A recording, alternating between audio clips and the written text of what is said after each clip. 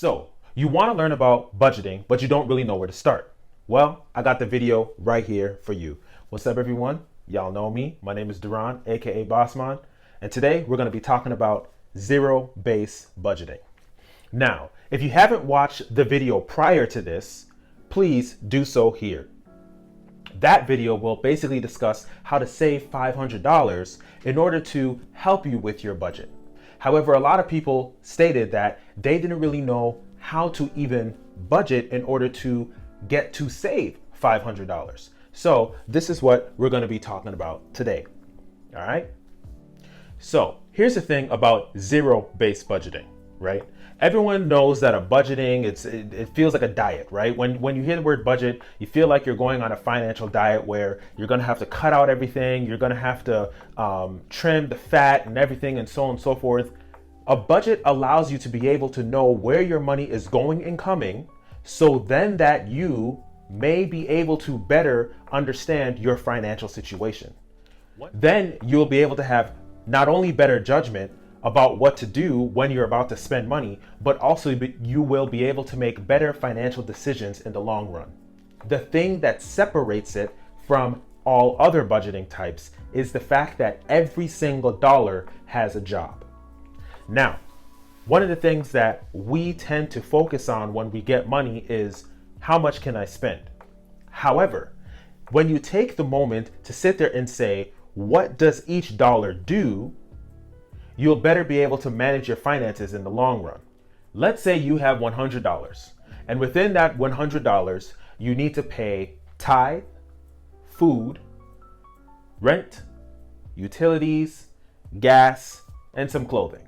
With zero-based budgeting, you will basically give each of those categories money so that once all of the categories have money, you have $0 left to go anywhere else.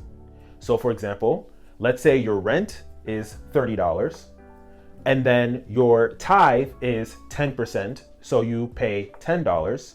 Your utilities is $20 and so on and so forth until you get to $0.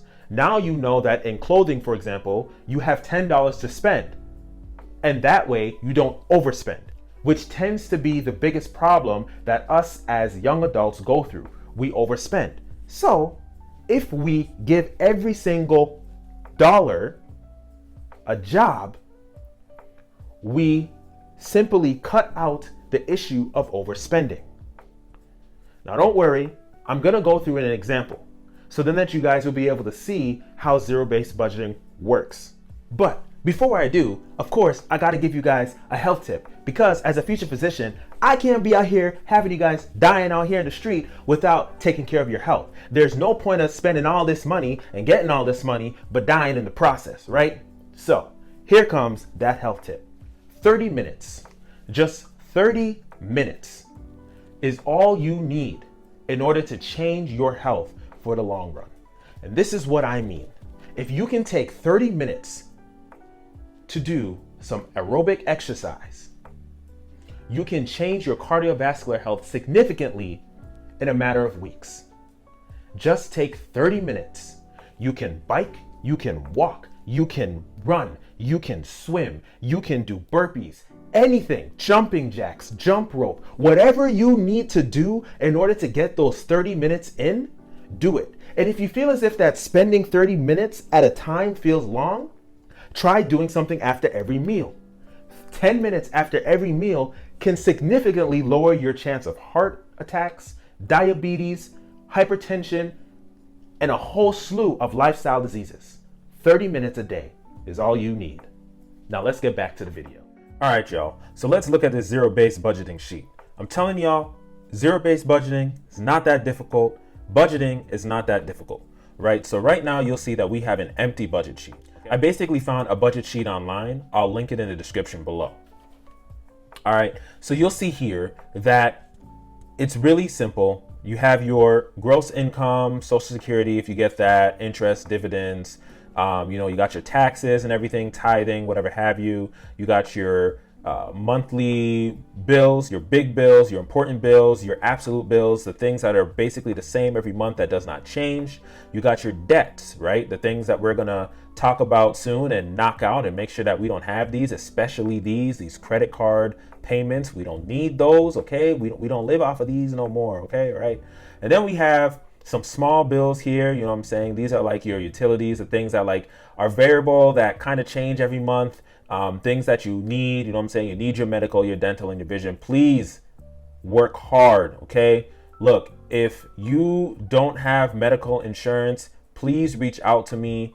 I know ways to get medical insurance, you know, through the government and everything. I can get y'all links to that. Please work hard to get medical insurance. I don't know too much about dental or vision, but at least work to get medical insurance. All right, medical bills are taxing and I don't need y'all to be dealing with that. Okay, magazine subscription, you know, sometimes, you know, people have these things, you know what I'm saying, whatever it is, it can be through Apple News and everything, not necessarily needed, but you know, it's here, you know what I'm saying, life insurance, you know, home rent, whatever. But then daily living, these are the things that I'm talking about, where you got to look into that budget sheet and say, into that spending, into that statement and say, what can I not have, right? Do I need to be buying Gucci clothes every single week?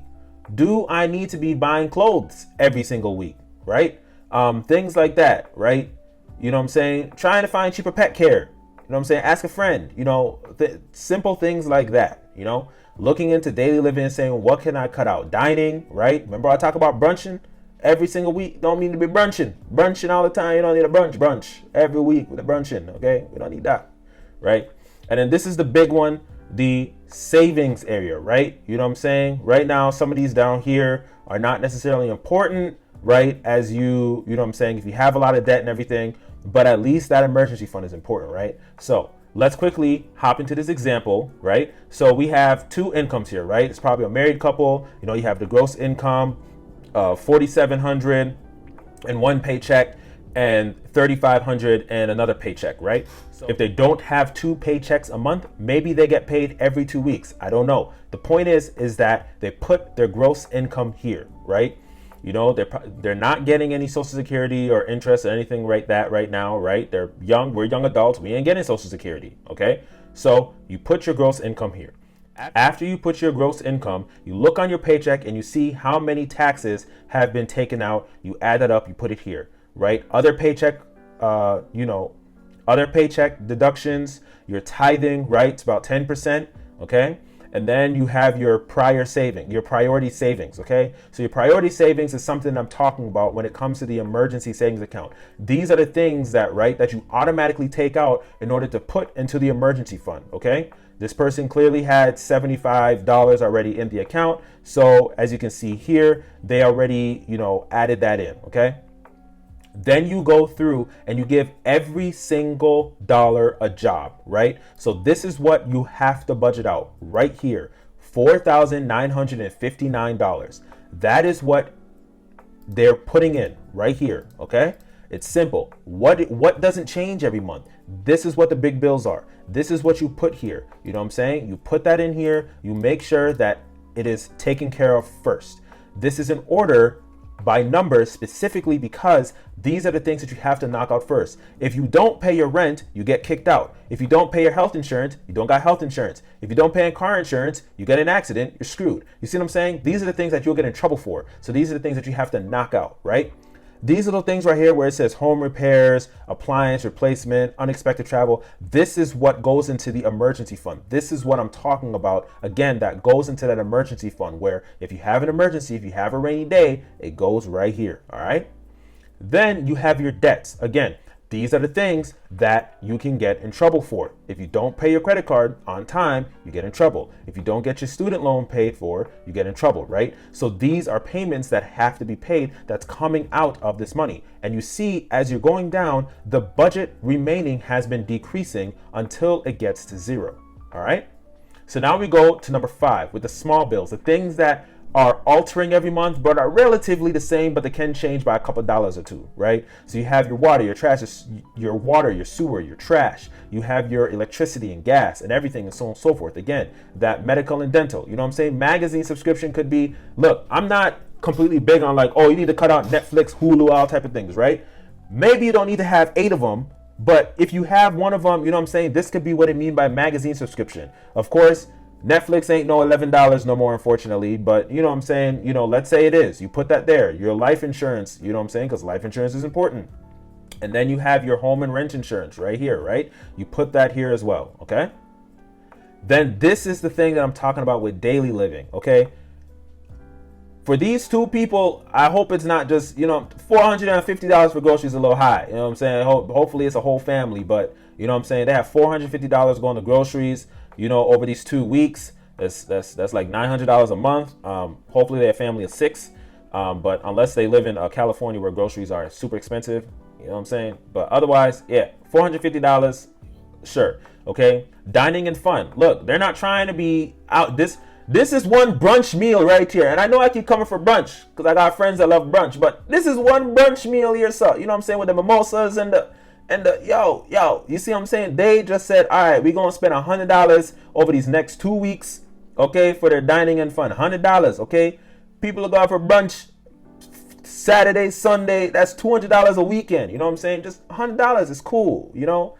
Look, all right. So then you have, you know, clothing, all right? You know what I'm saying? Let's say they needed to buy something coming up, or you don't necessarily have to spend this money. You can stack this money, right? So next paycheck, they put another $50 in this pocket and boom, now they got $100. And they just keep putting money in this pocket until they're like, oh, I got you know what I'm saying? I got some big event coming up. Now I can draw from this pocket right here. You know what I'm saying? Because it just carries over to the next month. Supplies, I don't know what supplies means, but it is what it is. Basically, so on and so forth, you fill it out, right? And now you have $418 left. Now they put $200 in here, and then they put $218 because they have some debt that they're trying to pay off. And so they put it right here, right? And so that's what I mean by zero-based budgeting. Taking the time out to budget every single dollar, okay? And making that budget $0, okay?